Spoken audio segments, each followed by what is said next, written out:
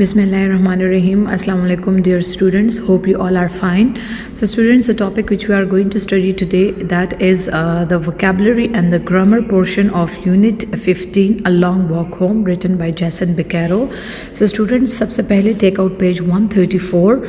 So the today's topic, that is idiom. लेकिन student आपके page 134 133 पे जो exercise है, इसको करने से पहले, समझने से पहले, first you need to understand that what is idiom and what are the different examples. So idiom exists in every language. Students, if we talk about the idioms, जिस तरह proverbs होते हैं, मुहावरे होते हैं, हर एक language के अपने proverbs, अपने idioms होते हैं. So it exists in every language. लेकिन what do you mean by idiom? Idiom, it is something which contextual meaning is different from a literal meaning. जिसके लिटरल मीनिंग कंटेक्चुअल मीनिंग से different होते हैं. जिस तरह if you remember my lecture during working days, तो आपको मैंने idiom पे ऑलरेडी एक छोटा सा लेक्चर दिया था and I explain few examples as well. जिस तरह if you talk about the snake, तो स्नेक के कॉनोटेटिव मीनिंग डिफरेंट होते हैं डिनोटेटिव से. स्नेक के डिनोटेटिव मीनिंग जिसको हम डिक्शनरी मीनिंग कहते हैं, sir in dictionary you will find the meaning of the snake that it is a reptile, legless, scales body होती है, it is very poisonous and danger and all these things. लेकिन if we talk about the connotative meaning of the snake, so then it stands for evil, it stands for enemy. Same is the case with the head. If we talk about the head word, so इसके dictionary meaning क्या है? That head, it is a part of the body having different senses like sense of sight, sense of smell, sense of hearing. लेकिन if we talk about the connotative meaning of the head, so head means authority, a person who holds the authority. So we use head for those people. Same is the case with the chairman. If we talk about the chairperson, so chair, the denotative meaning, that is it is something made up of wood having 4 legs and it is used for sitting. लेकिन अगर दोबारा से हम connotative meaning इसका ले ले, so definitely its literal meaning is different from contextual meaning. Chairperson, again he is the one who holds the authority. So that's why student idioms में भी कुछ इस तरह होता है जिसके contextual और literal meaning एक दूसरे से different होते हैं. For example, यहाँ आपके सामने example है cold feet. If we talk about the cold feet, तो इसके डिनोटेटिव मीनिंग ये है कि हमारे सर्दी की वजह से हाथ पैर ठंडे हो जाते हैं. लेकिन इसके ईडियम, ये एक ईडियम है जिसका मतलब ये है कि जब भी हम नर्वस होते हैं, हमें टेंशन होती है, हम स्ट्रेस में आ जाते हैं, तो हमारे हाथ पैर ठंडे हो जाते हैं. So that's why here cold feet, it doesn't mean that their toes are actually cold, rather it means that they are nervous about something. Now students, let's move towards your book on page 133. सबसे पहला वाला जो idiom है, so it is under the weather. Now what do you mean by under the weather? Now students, अगर हम इसके थोड़े denotative dictionary meaning देते हैं और एक एक वर्ड को हम separately study करते हैं, so under the weather it is something related to मौसम. ठीक है, मौसम है और under है, तो मतलब ये meanings कुछ clear नहीं है कि under the weather का क्या मतलब है. लेकिन actually it is a idiom जिसका मतलब ये है that they feel ill. When someone feel ill, like I'm feeling a bit under the weather, अगर मेरी तबीयत ठीक नहीं है और मैं बीमार हूँ, so I can use this idiom that I'm feeling a bit under the weather. So under the weather is the idiom which means that when you get ill or when you become ill, when you are sick, right? So हम इसके लिए use करते हैं जब हमारी तबीयत ख़राब हो या हम बहुत ज़्यादा बीमार हो. Now students, you can see in your books the next idiom, that is rain on someone's parade. What do you mean by rain on someone's parade? ये भी एक idiom है जिसका मतलब है to spoil someone's pleasure. I don't mean to rain on your parade, but I have some bad news. मैं नहीं चाहती थी कि मैं आपकी खुशी ख़राब करूँ और आपके खुशियों, मतलब it is something that I do not want to rain on your parade, लेकिन still I have some bad news.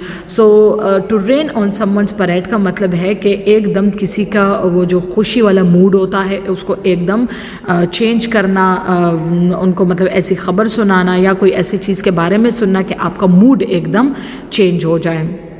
Now students, the next idiom, every cloud has a silver lining. Again, this is the idiom. Students, कभी कभार like if you get confused about the meaning of the idiom, तो कभी कभार कुछ idioms ऐसे होते हैं जो वो आपको अपने idiom के थ्रू वो खुद ही meaning convey करना चाहते हैं, लेकिन अगर आप थोड़ा सा mind use करें, अब देखिए every cloud has a silver lining. Clouds है, darkness है, मौसम ख़राब है, लेकिन अगर उसमें silver lining आ गई, so maybe आप अपने आप से ये imagine कर सकते हैं that silver lining, it is something which gives us hope. It is something which gives us a light. It is something which creates light in the darkness of our path, right? So that's why every cloud has a silver lining. का मतलब है that you should never feel hopeless because difficult times always lead to better days, right? कि clouds तो होते हैं, लेकिन clouds में अगर silver lining की बात हम करें तो इसका मतलब है कि हमारी लाइफ में ज़रूरी नहीं है कि हर बार ही मुश्किल और बुरे वक्त ही हमारा सामना करे. So that's why it means कि हमें hopeless नहीं होना चाहिए, हमें होपफुल होना चाहिए, क्योंकि हर मुश्किल हालात के बाद एक अच्छा वक्त हमारी लाइफ में ज़रूर आता है. So difficult times are like dark clouds that pass overhead and block the sun. Again, the next definition you can see that every cloud has a silver lining. बहुत आसान definition है. इसका मतलब है that it is used to say that every bad situation holds the possibility of something good. हमेशा जो भी bad situation, बुरे हालात हमारी लाइफ में होते हैं, तो इसका मतलब यही होता है कि अच्छा वक्त अभी इसके बाद आने वाला है. So that's why इस condition, बुरे हालात में भी हमें hopeless नहीं होना चाहिए. Now students, the next idiom, that is head in the clouds. Head in the clouds, again this is a very interesting idiom which is something related to clouds, which is something related to weather. Head in the clouds का मतलब है that कुछ लोगों की आदत होती है जो physical present होते हुए भी मतलब वो absent minded जो होते हैं, जो concentrate नहीं कर पाते, जो एक चीज़ को attention नहीं दे पाते. So हम ऐसे type लोगों के लिए head in the cloud ये वाला idiom use करते हैं. You can see on the slide here that head in the clouds means be absent-minded or impractical. as ज़रा sentence देखिए, as in she must have had her head in the clouds when she made the reservations because they never heard of us, or he will never be able to run the business. He always got his head in the clouds. Why he is not able to run his own business? क्योंकि वो हमेशा ही absent minded रहता है, जबकि business के लिए तो बहुत active mind वाले लोगों की ज़रूरत होती है. So that's why head in the clouds का मतलब है कि जो लोग लापरवाह होते हैं और mind मतलब उनका all the time इतना active नहीं रहता. Now students, the next idiom, that is storm in a teacup. What do you mean by? Again, अगर आप इसके ज़रा डिक्शनरी मीनिंग देखें, इसके जेन्यूटेटिव मीनिंग देखें, तो बड़ा अजीब सा इडियम है. टी कप की बात कर रहे हैं और फिर दूसरे साइड पे स्ट्रॉम की बात कर रहे हैं, टी कप में storm. So it seems very different and very strange idiom. बहुत अजीब सा इडियम है, लेकिन इसके मीनिंग क्या है? Storm in a tea cup का मतलब है that a situation in which people are very angry और upset about something that is not important. The whole controversy turn out to be a storm in a tea cup. जी students, हमारे कुछ लोगों की nature होती है, कुछ भी नहीं, बहुत ज़्यादातर लोगों की नेचर ऐसे होती है कि वो माइनर से छोटे इशू को भी बहुत ज़्यादा उस पर हाइपर हो जाते हैं, उसको बस दिल पे ले लेते हैं. कुछ बातें होती हैं, कुछ काम, कुछ एक्ट्स ऐसे होते हैं. So we usually use this idiom for such kind of people जो कि अनइम्पॉर्टेंट चीज़ों को बहुत ज़्यादा इम्पॉर्टेंट और सीरियस लेते हैं. So this is a meaning, a situation in which people are very angry or upset about something that is not important. You can see the next definition. आपको एक दूसरा सेंटेंस भी मैंने आप लोगों के लिए कलेक्ट किया है, आप इसके थ्रू इसको समझ सकते हैं बेहतर. I feel strongly that it is a storm in a teacup. This matter is a storm in a teacup. ये मैटर इतना important नहीं है जिस पे मुझे खफा होना चाहिए, गुस्सा होना चाहिए. So you can say that this matter is a storm in a teacup. It is an argument about nothing. Secondly, this is a very small matter. It is a storm in a teacup. ये बहुत मामूली छोटा सा matter है. It is something like a storm in a tea cup. So this seems to be rather than a storm in a tea cup. So these are the different sentences और different examples of this idiom storm in a tea cup. Now students, get wind of something. मेरे ख्याल में ये idiom तो बहुत आसान है, सबको ये आना चाहिए. It is something which we normally use in our daily routine as well, और आप सबको इसका मीनिंग भी आना चाहिए. बहुत आसान है. Get wind of something. Get wind of something का क्या मतलब है? To hear a piece of information that someone else was trying to keep secret.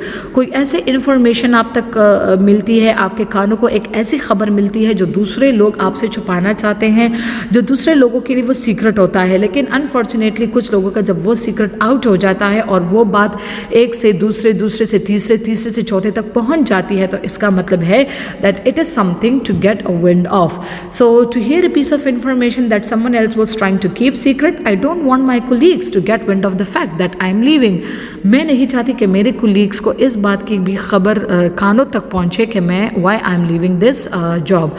So that's why they get wind. This is the idiom which is in front of you, and the meaning and the sentence you can easily read here. Now students, the next idiom, it never rains but it pours. It never rains but it pours, मेरे ख्याल में ये भी आप लोगों ने common daily routine में आप लोगों ने ये idiom सुना भी होगा, एंड ज़्यादातर ये कुछ लोग यूज़ भी करते हैं. So what do you mean by this idiom?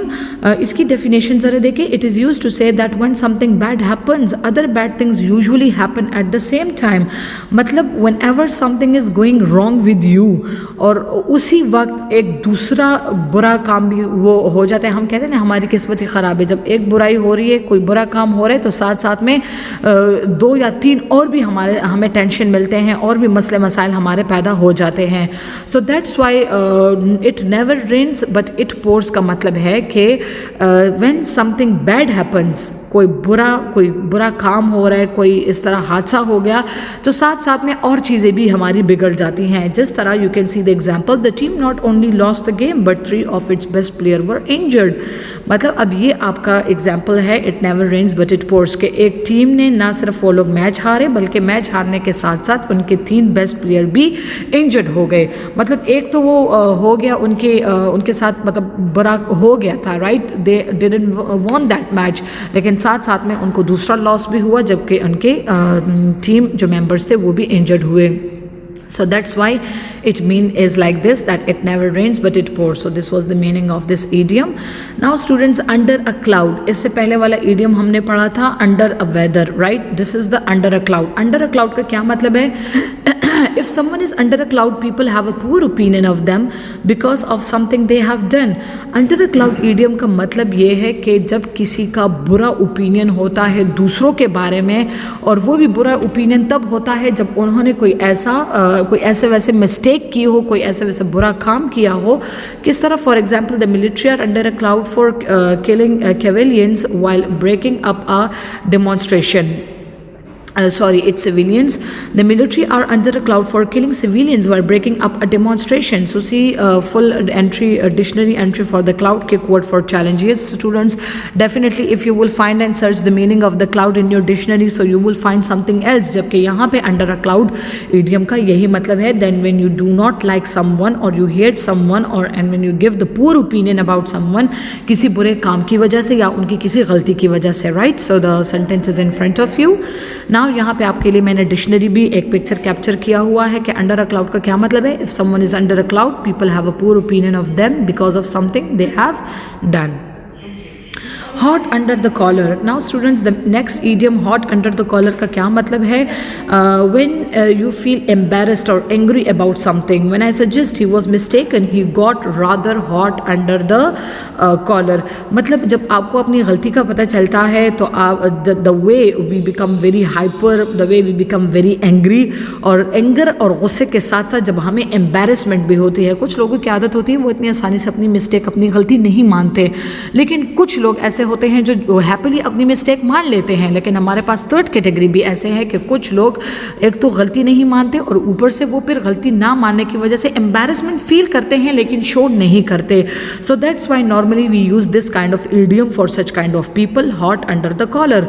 जब मैंने उसको उसकी मिस्टेक्स बताई, so what he got under hot under the collar. गुस्सा भी उसे आया जब मैंने उसको पॉइंट आउट किया, और साथ साथ में ही was feeling embarrassment as well. Blow hot and cold. What do you mean by this idiom? Blow hot and cold का मतलब ये है when someone keep changing their attitude towards something, sometimes being very enthusiastic and at other time expressing no interest at all. Yes students, this is a very common nature of our society. कुछ लोगों की बिल्कुल nature ऐसे होती है कि वो पल में एक जैसे होते हैं और फिर पल में बिल्कुल डिफरेंट हो जाते हैं. कि किस तरह? फॉर एग्जाम्पल, वो एक इशू को, एक बात को लेके बहुत ज़्यादा सीरियस हो जाते हैं, बहुत ज़्यादा एक्सट्रीम पे चले जाते हैं। लेकिन ये कुछ लोगों की अच्छी नेचर भी होती है कि then within few days और विद इन फ्यू आवर्स वो चीज़ बिल्कुल ऐसे वो लोग रिएक्ट करते हैं जैसे कुछ हुआ ही नहीं है।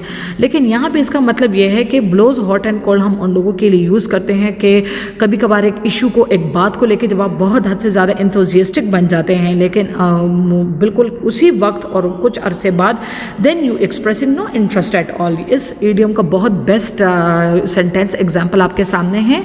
The media meanwhile has blown hot and cold on the affair.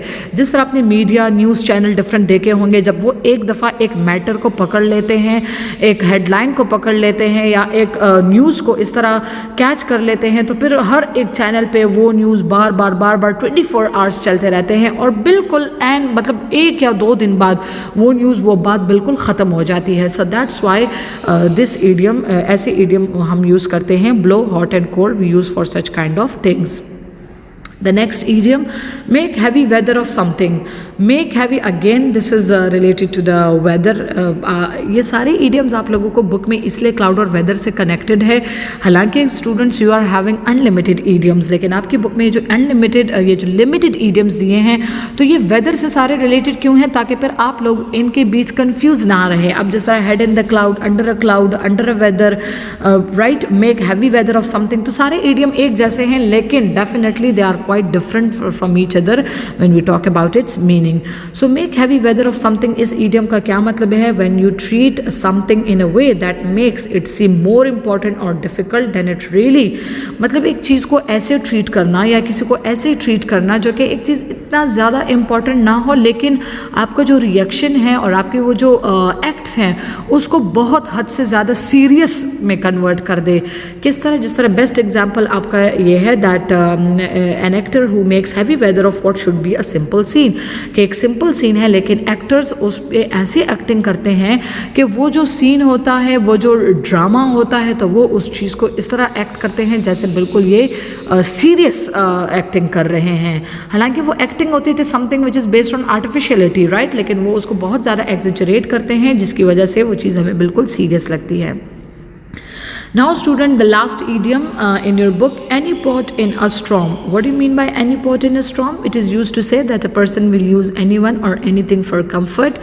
मतलब जब आप किसी पर्सन को या किसी चीज़ को अपने ही सुकून के लिए, अपने कंफर्ट के लिए यूज़ करते हैं, specially that talking about the people.